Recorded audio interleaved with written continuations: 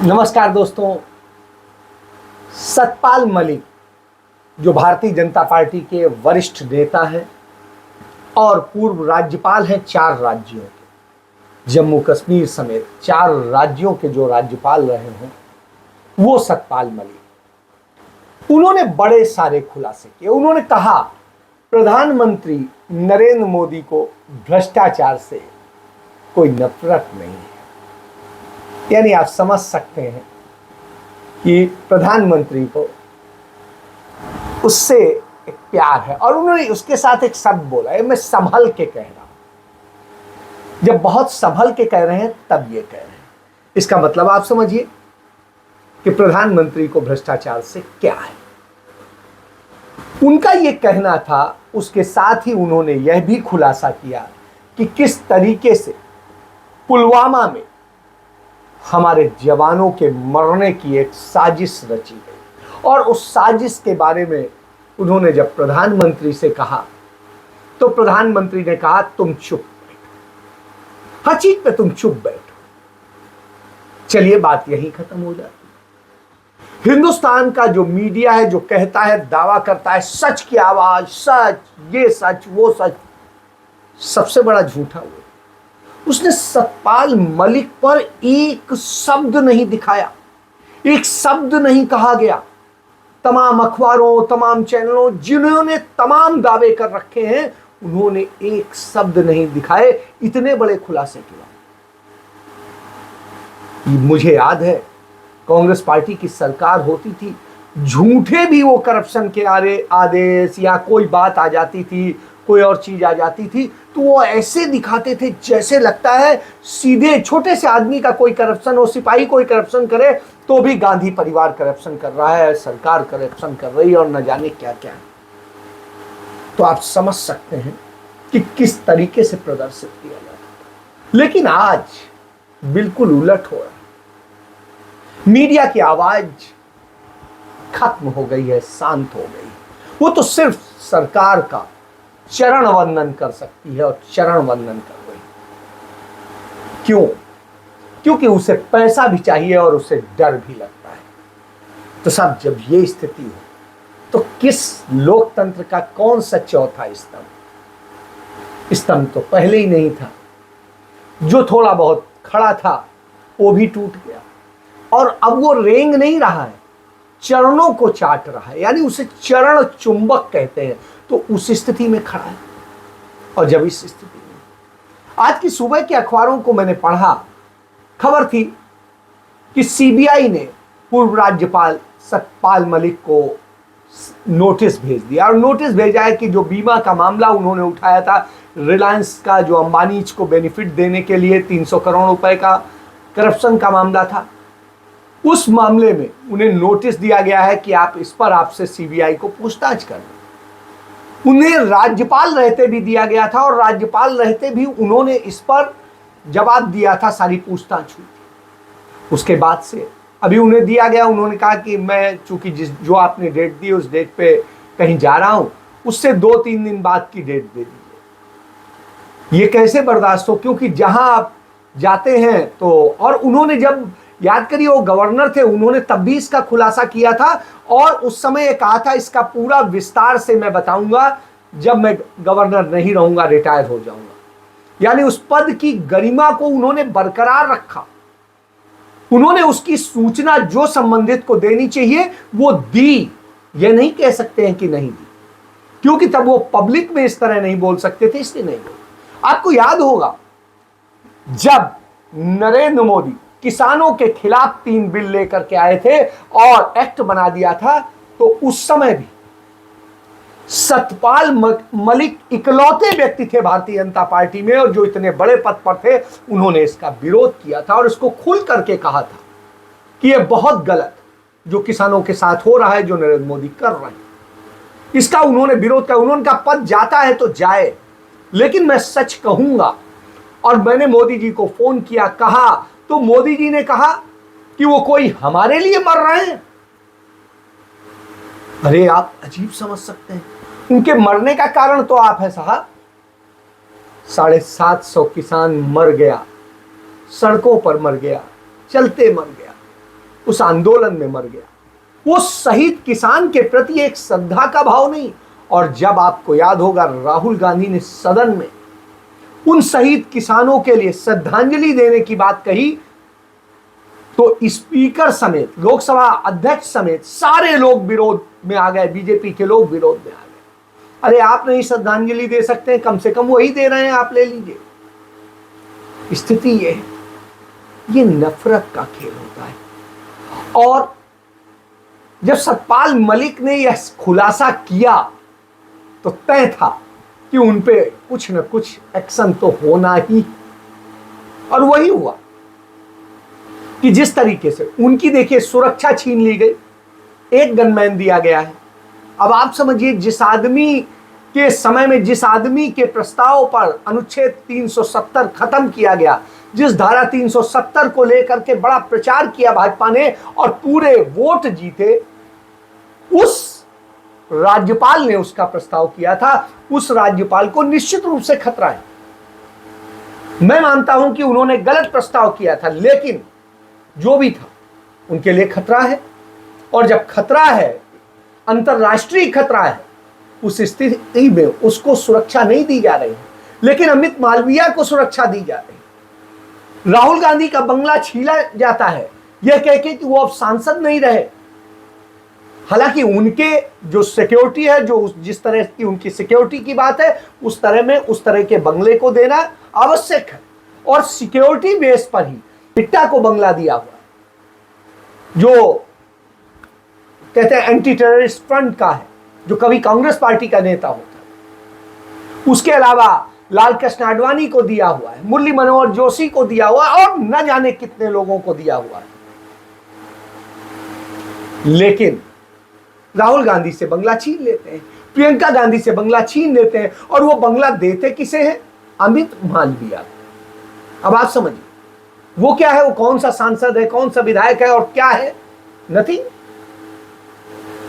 तो आप समझिए, क्योंकि वो ट्रोल आर्मी है नरेंद्र मोदी का, भाजपा का। इसके बाद आप देखिए जिस तरीके से, क्योंकि वो झूठ फैलाता है, किस तरीके से पूरी झूठ की फैक्ट्री चलाता है, उसका मुखिया है इसलिए दिया गया है। वहीं दूसरी तरफ सतपाल मलिक जैसे को नहीं मिलता है, क्योंकि वो सच बोलते हैं।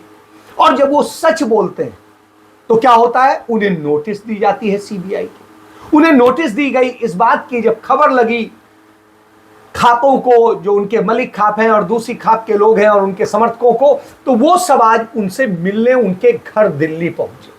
और जब वो दिल्ली पहुंचे तो दिल्ली में उनके साथ में वो मिले, बात की। लेकिन जो उनको खाना बनाने के लिए पार्क के बगल में ही एक छोटा सा तंबू लगा के उस पर खाना बन रहा था, उस पर साहब पुलिस पहुंच गई। पुलिस ने जाके सतपाल मलिक समेत सबको गिरफ्तार कर लिया, हिरासत में ले जाकर के थाने में बैठा लिया।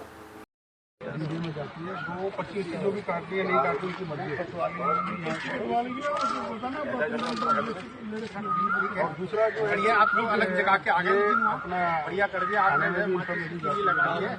अब आप समझिए, थाने से थाने, एक थाने ले गए, फिर दूसरे थाने ले गए, और इस तरह की स्थिति। उनके सारे समर्थकों को गिरफ्तार कर लिया। किस बात के लिए भाई?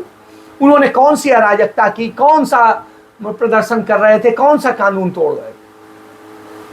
घर के बाहर किसी को डिस्टर्ब नहीं कर रहे थे, कोने में एक जगह खाना बना ले रहे थे, साफ कर देते। कोई गंदगी तो नहीं फैला रहे थे, कोई गलत काम नहीं कर रहे। आप समझिए, भारतीय जनता पार्टी के तमाम नेता पार्कों पे कब्जा कर लेते हैं, पार्कों पे कब्जा करके न जाने क्या क्या बना लेते हैं। भारतीय जनता पार्टी से मंत्री रहे हैं महेश शर्मा, नोएडा से एमपी है, और वो जो है उनका हॉस्पिटल है, और हॉस्पिटल के स्थिति ये होती है कि हॉस्पिटल के बगल में पार्क पड़ा है, उस पूरे पार्क पर वो कब्जा कर लेते हैं, और कब्जा करके वहां पर हॉस्पिटल का काम करते हैं। पूरा पार्क ही कब्जा कर लिया। गजब है, उस पर तो आज तक कोई कार्रवाई नहीं। यहां तो कोई कब्जा नहीं है, थोड़ी देर के लिए आए लोगों के लिए खाना बन रहा है, उस पर इतनी बड़ी समस्या हो। तो यह स्थिति, इससे आप समझ सकते हैं कि किस तरीके लोग हैं। तो उन्हें कभी आर के पुरम में ले जाते हैं, किस तरह से करते हैं। और उनसे जो मिलने आए थे पश्चिमी उत्तर प्रदेश से कुछ लोग थे, कुछ हरियाणा से थे, कुछ राजस्थान से थे, और इस तरह से किसान नेता भी थे और सारे लोग थे, उनसे मिलने आए थे। आप समझिए किस तरीके, वो कहते हैं आयोजन के लिए कोई अनुमति नहीं। भाई कोई वहां वो सभा कर रहे थे, टेंट लगाकर खाना बनवा रहे थे, समझ लीजिए, टेंट लगाकर खाना बनवा रहे थे। जो समर्थक आए थे, घर में नहीं बन सकता था, इतने ज्यादा लोग आ गए, और कोई उन्होंने नहीं बुलाया था, वो उनकी सिंपैथी में आए, उनके समर्थन में आए कि जिस तरीके से। तो इससे समझ में आता है कि किस तरीके की स्थिति है। गुरनाम चरूणी समेत 25 किसानों को इस तरीके से जिंदाबाद जिंदाबाद जिंदाबाद जिंदाबाद इनकलाब जिंदाबाद जिंदाबाद जिंदाबाद इनकलाब जिंदाबाद जिंदाबाद जिंदाबाद लोकतंत्र की हत्या मुर्दाबाद मुर्दाबाद मुर्दाबाद मोदी सरकार मुर्दाबाद मुर्दाबाद मुर्दाबाद मोदी सरकार मुर्दाबाद मुर्दाबाद मुर्दाबाद इनकलाब जिंदाबाद जिंदाबाद जिंदाबाद आप सतपाल जिंदाबाद आप सतपाल मलिक को गिरफ्तार करके क्या साबित कर लोगे?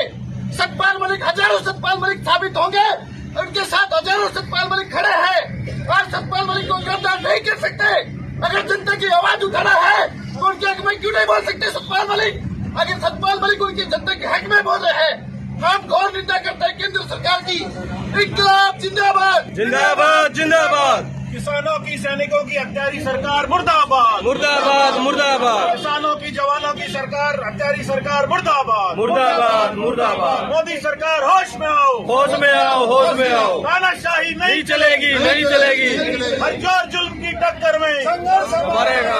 हर जुल्म की टक्कर में इनकलाब जिंदाबाद। लड़ेंगे, जीतेंगे, लड़ेंगे, जीतेंगे। सतपाल मलिक जिंदाबाद, सतपाल मलिक जिंदाबाद, सतपाल मलिक जिंदाबाद, सतपाल मलिक जिंदाबाद। मतलब आप कल्पना करिए कि आप किस तरह के व्यक्ति हैं और किस तरह की हरकत करते हैं। यह दिखाई देता है कि आप चिढ़ते हैं, आपको डर है उस सच से जिस सच को आप छिपाना चाहते हैं, और यह ऐसी स्थिति नहीं।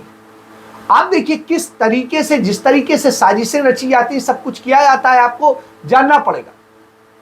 तो सीबीआई ने जिस तरीके से उन्हें समन भेजा, जिस तरीके से उन्हें वो किया जा रहा है, इससे आप पुलवामा के मामले में उन्होंने जो सारी चीजें कही, और उसके अलावा जम्मू कश्मीर में जो इंश्योरेंस के मामले में है उस पर जो उन्होंने कुछ कहा, उन सबको लेके किस तरीके से डराने धमकाने और काम होता है।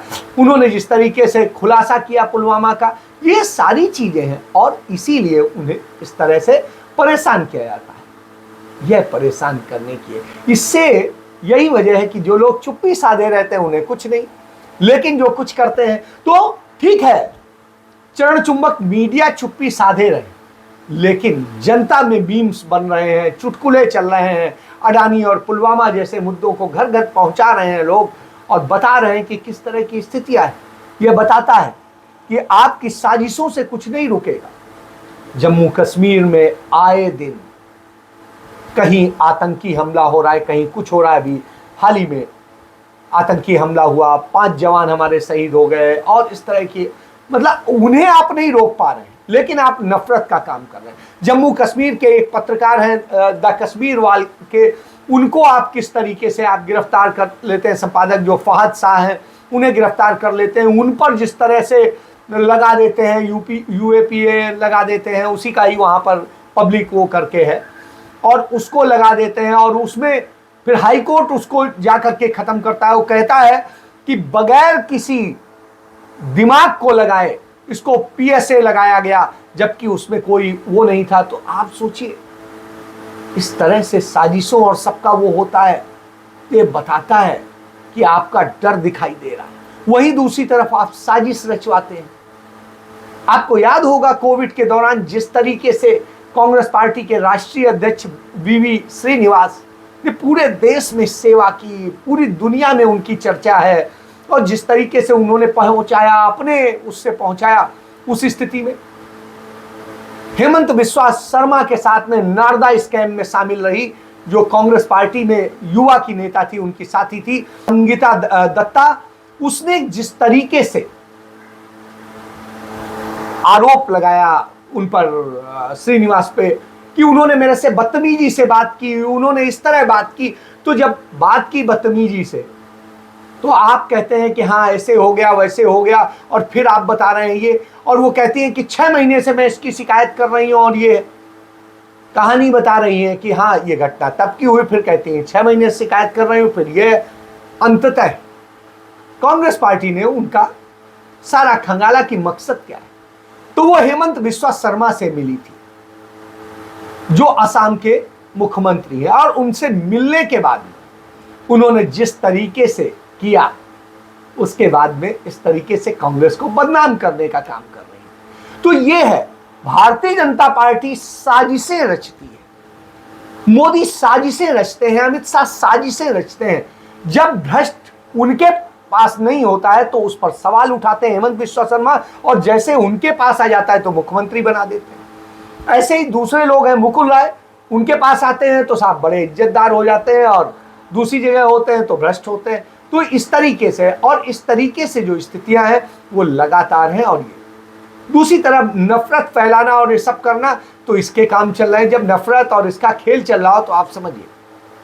और दूसरी तरफ प्रधानमंत्री जब कहते हैं कि मैं भ्रष्टाचार के इसके वो, और दूसरी तरफ वो क्या करते हैं, ये तो मलिक साहब को नोटिस भिजवा रहे हैं सीबीआई का, और दूसरी तरफ जो भ्रष्टाचार के आरोप में पकड़ा गया वो वहां की कर्नाटक सेवा का अधिकारी और उसके पिता, उनसे प्रधानमंत्री बात कर रहे हैं, कह रहे हैं आप बड़े महान हैं, आपके साथ में ये है, और उस बेटे से भी उसी पे बात कर रहे हैं, और सब वीडियो कॉल पे बात हो रही है। और साहब उसके बाद में स्थिति ये है कि हाँ नमन है, वंदन है, आप तो बड़े महान हैं क्योंकि आप भ्रष्ट हैं। क्योंकि प्रधानमंत्री जी को करप्शन से कोई बहुत नफरत नहीं है। ड्यूटी है ना साहब,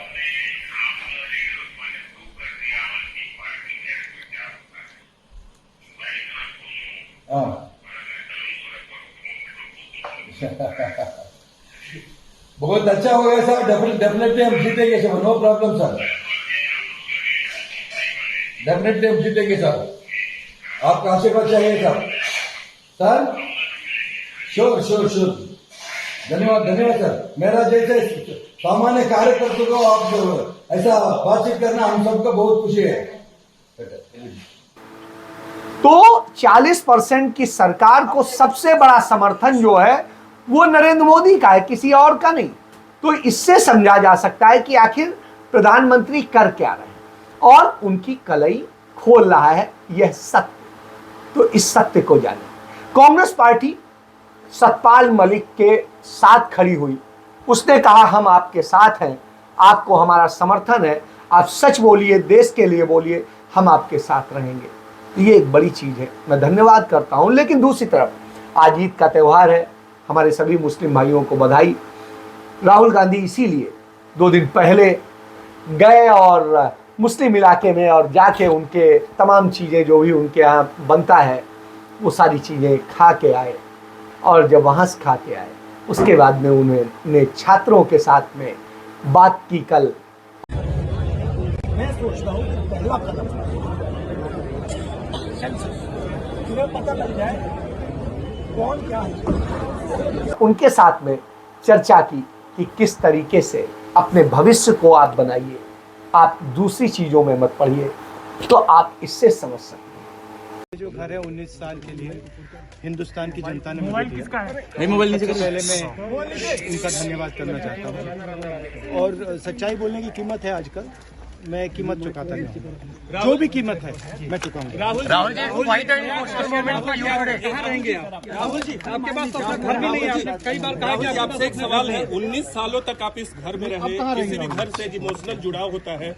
आमतौर पे देखा जाता है कई बार कि जो कई नेता हैं जो घर को वक्त के अंदर खाली नहीं करते, लेकिन आप पूरे 1 महीने के अंदर घर को खाली भी कर दिया, जबकि मामला अभी कोर्ट में भी है। बहुत लोग ये कह रहे हैं कि राहुल गांधी चाहते तो रह सकते थे, रिक्वेस्ट कर सकते थे। नहीं, मैं नहीं चाहता हूँ जी, रहना नहीं चाहता हूँ, क्योंकि ये घर मुझे हिंदुस्तान की जनता ने दिया था। 19 साल में यहाँ रहा हूँ। मुझसे छीन लिया गया है, ठीक है, कोई प्रॉब्लम नहीं है। अब मैं थोड़ी देर एक्स-सीपी के साथ 10 जनपद में रहूंगा और फिर कोई ना कोई तरीका निकालूंगा।